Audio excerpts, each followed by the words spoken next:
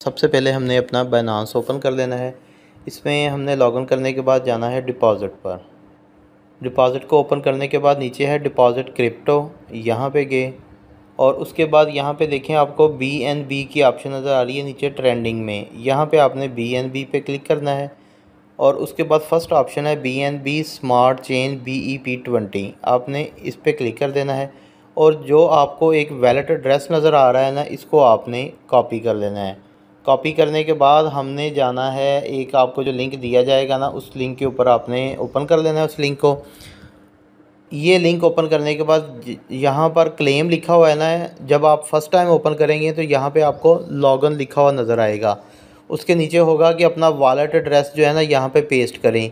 जो बाइनांस का एड्रेस आपने जो से कॉपी किया था उसको यहाँ पर पेस्ट कर और नीचे कैप्चा फिल करके उसको आपने लॉगिन कर देना है।